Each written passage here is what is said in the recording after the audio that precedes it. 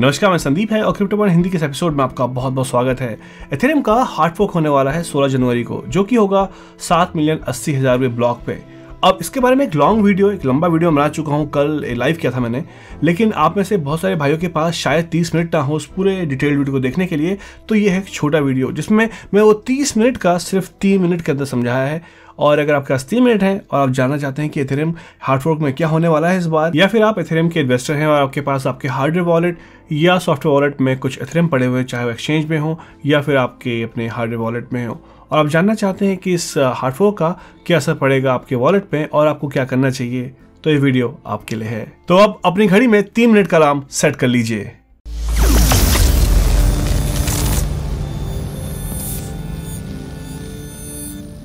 तो सबसे पहले ये जानना इंपॉर्टेंट है कि हार्ड फोर्क हो क्यों रहा है। ये हार्ड फोर्क एथेरियम के नेटवर्क को और अच्छा बनाने के लिए हो रहा है या फिर उसको एनहांस करने के लिए हो रहा है, चाहे बात हो उसकी स्पीड की या वहां पे जो होता है प्राइस उसकी। तो देखते हैं कि कौन कौन से इंप्रूवमेंट है जो इस बार के हार्ड फोर्क में आएंगे। और हाँ, सबसे इंपॉर्टेंट बात यह है कि सारी की सारी कम्युनिटी या फिर मेजोरिटी ऑफ कम्युनिटी इस हार्ड फोर्क का सपोर्ट करती है। इसका मतलब यह है कि यहाँ पर ब्लॉकचेन स्प्लिट नहीं होगी, और उसका एक और मतलब है कि यहाँ पर कोई भी नया कॉइन नहीं आएगा। तो अगर आपके पास हार्डवेयर वॉलेट है, सॉफ्टवेयर वॉलेट है, तो आप निश्चिंत रहिए, क्योंकि आपको कुछ भी करने की जरूरत नहीं है, क्योंकि एक नया कॉइन नहीं आ रहा है। जैसे अभी बिटकॉइन कैश के केस में आया था, ऐसा कुछ भी होने वाला नहीं है। तो अब देखते हैं कौन से 5 इंप्रूवमेंट ये हार्ड फोर्क लेके आएगा। और हाँ, जब भी एथेरियम में हार्ड फोर्क होता है तो उससे पहले प्रपोजल किया जाता है कि हम ये इंप्रूवमेंट या ये चेंजेस करना चाहते हैं, और इनको हम कहते हैं EIP या फिर IP।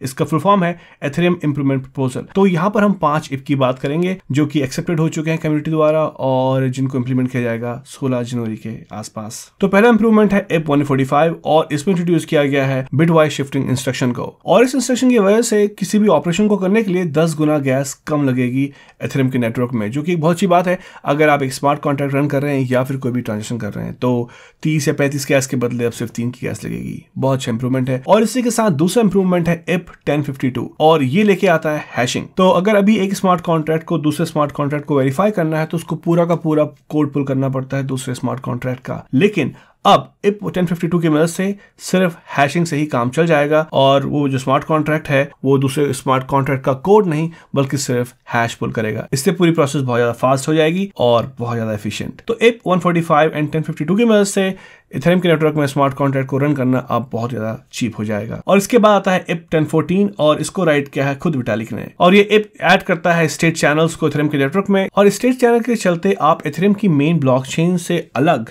पेमेंट चैनल्स में भी किसी भी ट्रांजेक्शन को सेटल कर सकते हैं, जो कि बहुत इंपॉर्टेंट बात है। इससे ट्रांजेक्शन की स्पीड बढ़ेगी और जो जितनी जल्दी आप उन ट्रांजेक्शन कर सकते हैं उसका नंबर बढ़ेगा। इसके बाद आता है IP 1234। IP 1234 में ब्लॉक का जो रिवॉर्ड है उसको 3 एथेरियम से 2 एथेरियम कर दिया गया है। कहने का मतलब है कि हर एक 15 सेकंड में जब एक नया ब्लॉक माइन होता है तो आपको 3 एथेरियम मिलते हैं, अब सिर्फ 2 मिलेंगे। और इसी के चलते भी एथेरियम का प्राइस बढ़ा है पीछे, और आने वाले टाइम पे भी शायद ये रीजन हो सकता है थोड़ा बहुत एथेरियम के प्राइस के बढ़ने के पीछे, क्योंकि इससे एथेरियम की जो सप्लाई है वो कम हो जाएगी और डिमांड अभी नहीं तो कल और ज्यादा बढ़ेगी। इसके साथ साथ IP 1234 में जो डिफिकल्टी टाइम बॉम्ब है उसको भी डिले कर दिया गया है 1 साल के लिए, क्योंकि अभी कैस्पर या फिर प्रूफ ऑफ स्टेक नहीं आ रहा है। इसके बारे में जानने के लिए आप लाइव वीडियो देख सकते हैं, वहां पे मैंने इसको ज्यादा डिटेल में समझा रखा है। और लास्ट है IP 1283, जो कि स्टोरेज की कॉस्ट को रिड्यूस करेगा, क्योंकि ट्रांजेक्शन में हुई मल्टीपल अपडेट्स को सेम स्लॉट में लिख सकता है। तो जो भी अपडेट्स हुई है सारी की सारी उनको एक साथ कंपाइल करके सेम स्टोरेज स्लॉट में लिखता है। इससे स्टोरेज का प्राइस रिड्यूस होता है और एफिशिएंसी बढ़ती है। तो ये सारे के सारे इंप्रूवमेंट जो ये हार्ड फोर्क अपने साथ लेके आएगा, एक तरीके से पूरा ओवरहॉल हो रहा है एथेरियम के नेटवर्क का, और बहुत ज्यादा एफिशिएंसी बढ़ेगी इस हार्ड फोर्क से। तो फ्यूचर अच्छा दिख रहा है एथेरियम के लिए। तो दैट्स इट, ये था एथेरियम के आने वाले हार्ड फोर्क के बारे में। होपफुली आपको 3 मिनट के अंदर सब कुछ समझ में आ गया होगा। अगर नहीं आया तो लाइव वीडियो बना रखा है मैंने, सब कुछ डिटेल में समझा रखा है। इनफैक्ट हमने हैशिंग के ऊपर भी थोड़ा बहुत डिस्कस किया है, तो आप वो देख सकते हैं। तो डरने की कोई बात नहीं है, नया कोई कॉइन नहीं आ रहा है। और अगर आपके एथेरियम हार्डवेयर वॉलेट में तो सेफ है, अगर बाइनेंस या कहीं और एक्सचेंज में है तो वो भी सेफ है, क्योंकि वो रेडी है। और इसके साथ साथ एक और बात मैं बोलना चाहता हूँ आपसे कि जब भी एथेरियम का हार्ड फोर्क आता है या किसी भी कॉइन का हार्ड फोर्क आता है तो बहुत सारे एयर ड्रॉप्स आपके सामने आते हैं जो कि ज़्यादातर स्कैम होते हैं इन चीज़ों को लेकर। तो उसमें अभी मत पड़ेगा, अपने एथेरियम को सेफ रखेगा। और इतना ही कहना था। तो बहुत अच्छा लगा आपके संग सब डिस्कस करके। होपफुली आपको ये वीडियो पसंद आया होगा।